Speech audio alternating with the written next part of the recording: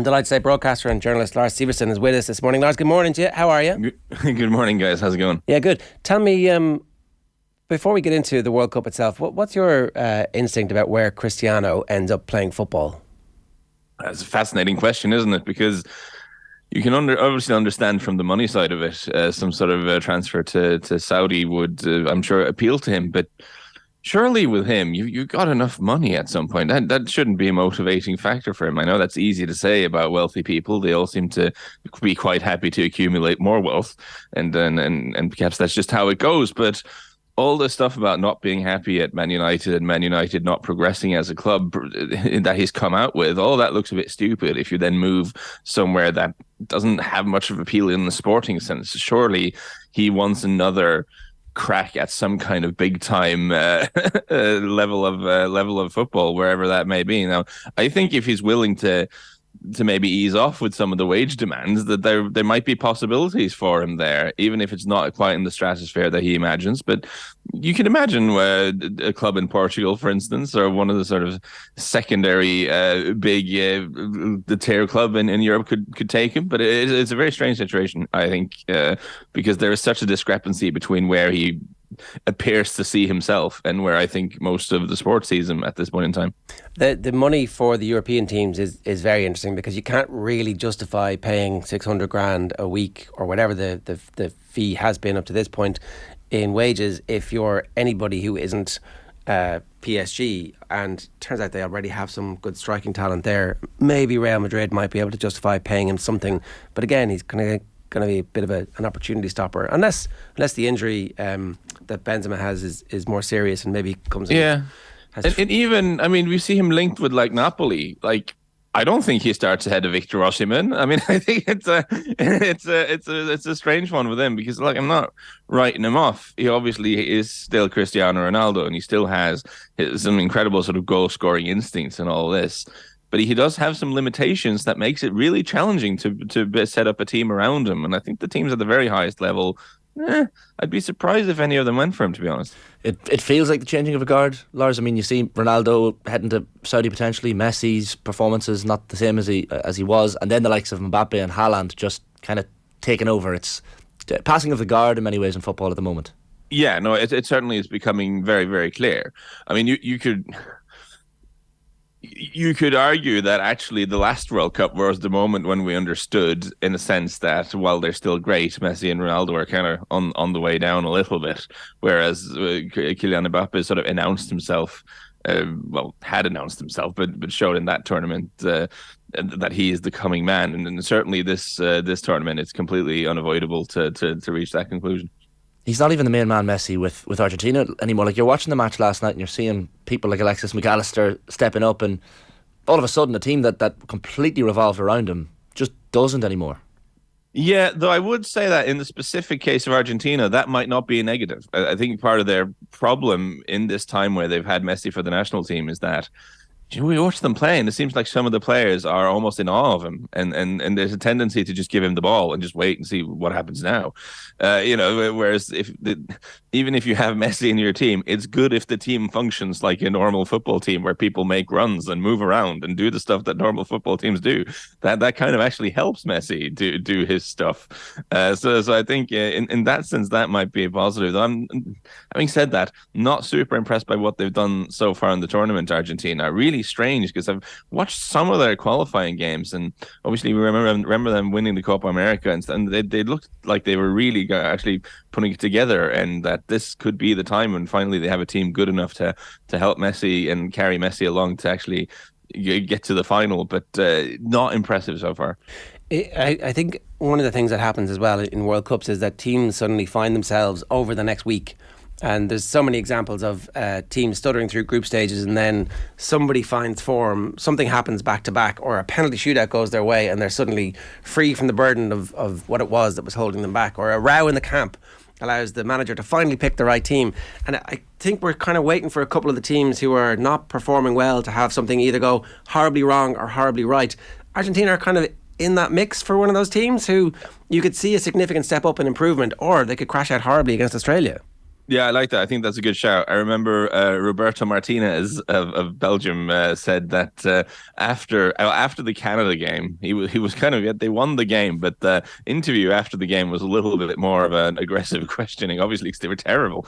And he did make the point, and whether I'm not sure it's true for Belgium, but I think it's a good point in general, which is that this is a tournament that more than any other World Cup, teams might have to grow into a little bit because they haven't had a couple of weeks in like a training camp setting together before the tournament to figure stuff out. They've all just kind of been flown in from various parts of the world and suddenly thrown together and have to figure everything out with a few training sessions. And teams that can you buy yourself time almost by getting a job done in the group stages, and you're kind of hoping comes together. I remember writing preview material for this tournament, and I kept repeating myself saying, well, this team has enough talent to go very far, but there are some big shortcomings here, and I'm not sure how it's going to work out. I think that's true for like 5 or 6 teams really, and it's a really fascinating tournament in that regard. I think a lot of teams and countries have negative stories around them, and it wouldn't be a World Cup without a negative story or two and some controversy around the team. Like you mentioned, Roberto Martinez, Belgium seem to be that team where he's having to deny rumours from the camp of unrest, and he's hitting out of the Belgian media as well, saying fake news. And I guess they're the country that is really, really disappointed. But given the age profile, it's perhaps no surprise. Yeah, I mean... The whole question going into it, is this the last chance for the golden generation of Belgium? No, I don't think it is at all. I think the last World Cup was the last chance for the golden generation of Belgium. I think they always had certain shortcomings, certain positions where they weren't that strong. And now quite a few of the good players have aged out, and even players who are still around, like Eden Hazard, has had a terrible time since going to Real Madrid, and that shouldn't make light of it because it's been mostly caused by injuries, and injuries, of course, is not his fault, but it hasn't worked out well for him at all. And Romelu Lukaku, the last 18 months of his career haven't been very positive, with the failed move back to England and then going back to Italy, hoping to rediscover his groove, and then having injuries this autumn. So some of the Belgian players are kind of, well, some have aged out entirely, and some are very much on the downward curve. And that the defense feels like it's been kind of old and slow and over it for quite a while now, and it's certainly not looking very impressive.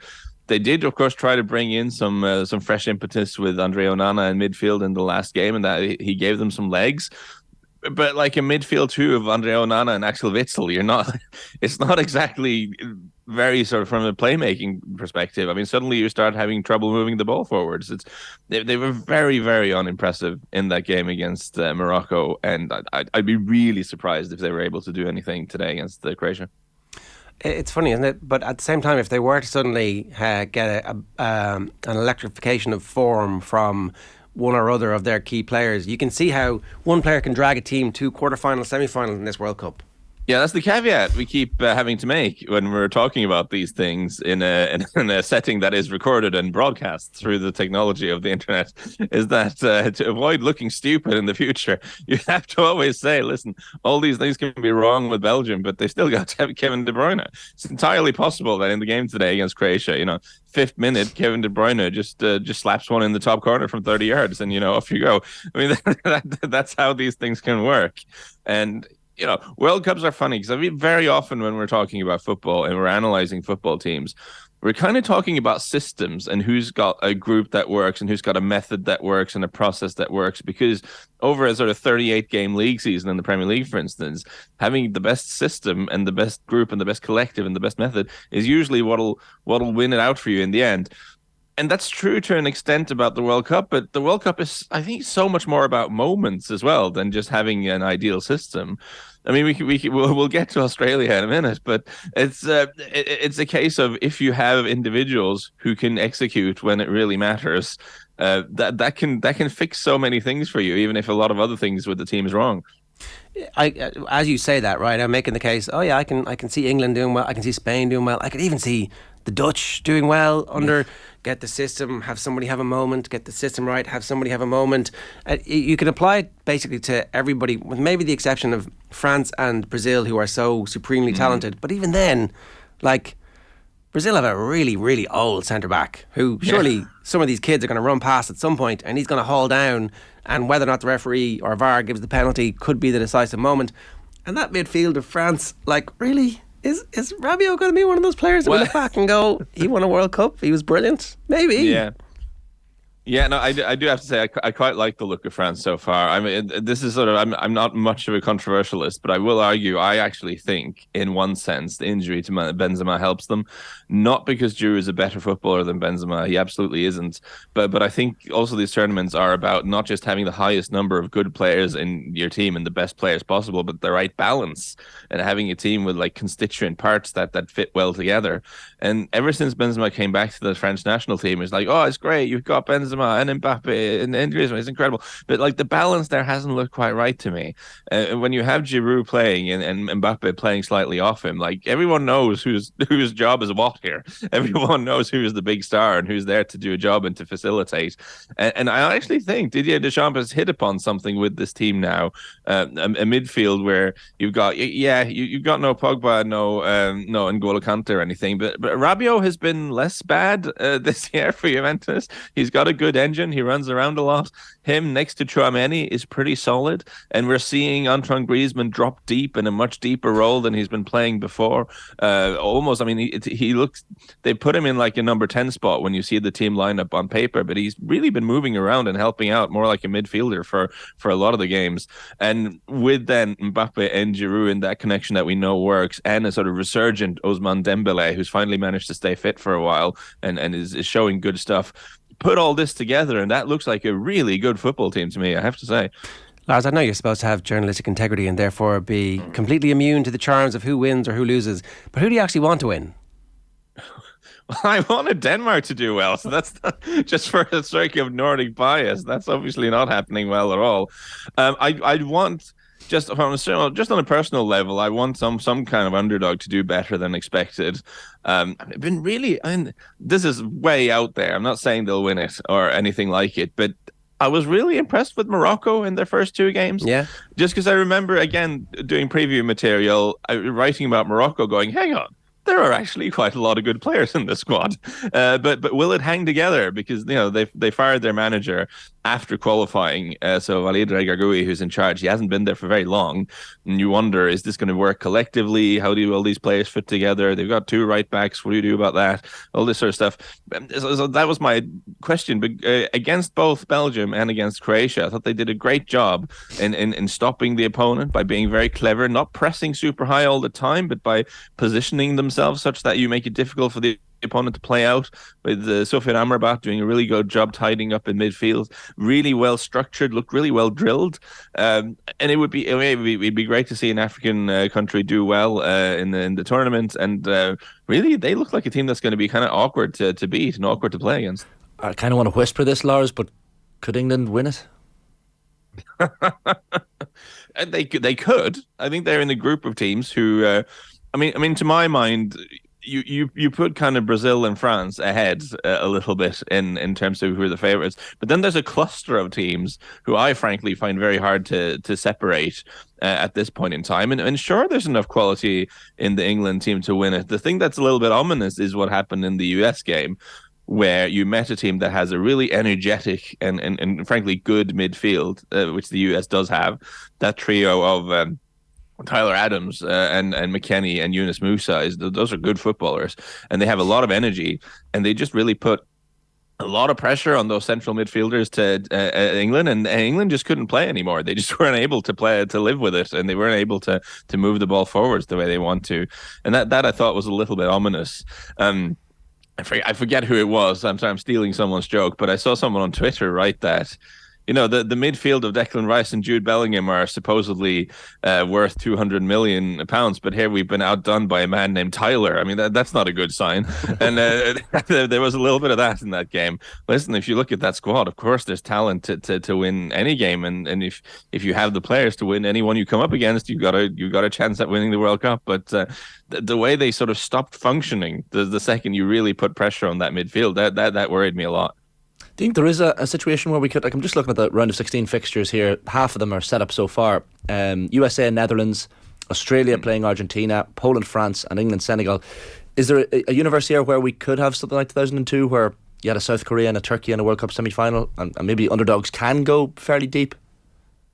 I mean, You would think that this would be a tournament for that sort of thing. I think the fact that teams didn't have the normal time to prepare, that things are a little bit thrown together, perhaps that does favor an underdog, because it does mean those teams who've got the incredible individuals haven't really had time, or perhaps haven't had time to perfect what they're doing collectively. So that might be possible. I'm a romantic at heart, but I'm also deeply cynical about these things. And the trend seems to be that the best teams tend to go the furthest. And we've had some interesting little shocks so far in the group. But if I'm being honest, I do suspect that the quality will show when we get to the knockouts. Like that first fixtures that you listed out there, Shane, Netherlands, USA, Argentina, Australia, the winners of that play each other. And so one of those four teams is going to be 50-50 in the semi-final as well. The other bracket has to be decided. Netherlands USA is an interesting one, because the Dutch have not been great, I have to say. They were quite fortunate, I thought, to win against Senegal. They were terrible against Ecuador. That was an awful performance. I think they had 2 shots in the entire game. Very, very bad. And then they looked a little bit better against Qatar, but it was against Qatar. So I'm not really sure. And it looks to me like Louis van Gaal is kind of scratching around a bit, trying to find what his best midfield is. Memphis Depay isn't fully fit. Now, it helps a lot that Cody Gakpo is having a bit of a moment and carrying on his amazing league form into this tournament and scoring goals and looking like the real deal. But I think the Dutch are beatable for the US, who have their own problems. But I think, again, with that very energetic midfield they have to make life difficult for the Dutch, who, as we know, like to pass the ball around, haven't looked that strong. I think that's an interesting one in terms of an upset. I think the point you made about youth and running ability is something that the Americans have in abundance. I think they named the youngest starting 11 in the World Cup so far in the last game. So, Pulisic's injury is going to be important to watch, and if he doesn't play, obviously it's a massive blow for them for all sorts of reasons. But that might end up being very important in the sprint that we're in at the moment. I think it could. It's funny you mentioned Pulisic. They worried about him, but if he doesn't make it, then they've got, Brendan Aronson of Leeds can come in that position. Gio Reyna from Dortmund can come into that position. So actually, there's a little bit of depth there. And they've got a strange combination, the US, of having a very young squad, yes, but they also have more players. I mean, compared to previous US national teams, they have more players who are playing at a high level in Europe than ever before. The midfield is a guy from Juventus and a guy from Leeds and a guy from Valencia. And, look across the board, you've got players playing for big European clubs there, which hasn't always been the case, or hasn't ever really been the case with the US. So there is real quality there as well. And the Dutch have been so unimpressive. They're certainly, as you mentioned earlier, sometimes teams just scrape through the group stage and then they just kind of find themselves. And at the end of the day, it's a short tournament. You only need to win a couple of more games and you've done very well. Maybe that'll happen with the Dutch. But based on what we've seen in the group stage, I think the US are more than capable of beating Holland. Lars, a lot of love for you in the comments. William Doyle says you need to be a regular. And then James wants to know, what do you think? If Ireland had made it to this World Cup, how would we have done?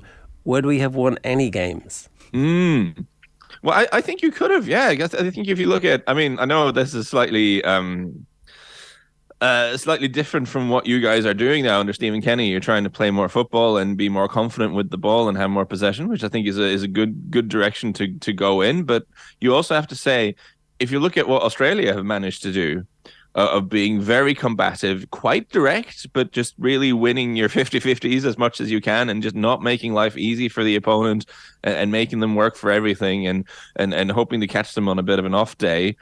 There's no reason Ireland couldn't have done that, really. I know you worry a little bit about do you have enough players in the Premier League these days? The Australians don't have any players in the Premier League. This is a team made up of guys from the A League, from Scotland, and Mitchell Duke, who plays in the second tier in Japan. It is possible at these tournaments to sort of overperform in terms of where your teams, where your individual, where they are in their club career, anyway. So I think, again, looking at a team like Australia should give you hope, no? Yeah. I guess we were looking at Wales and Denmark and going, oh well, they tend to be better than us at the moment. Maybe the Welsh cycle is over because their best players are no longer any good. And yeah, you worry about that a little bit. Just Listen, I think, well, I don't know how you see that from Ireland, but certainly here in the UK, people just have so much sympathy and goodwill towards the Welsh team, and really want them to do well, because it's great how they've punched above their weight in the last decade or so. But if there was one big takeaway from their tournament, is that that Bale and Ramsey look like they're past it now, man. And a few of the other guys who have really been carrying that team. Joe Allen's been really good for them. It looked like they might not be at the level that they used to be. And listen, there's some pretty interesting young players coming through there. So maybe in a couple of years, but this group, yeah, that cycle looks like it's at an end. How's the leg, Lars?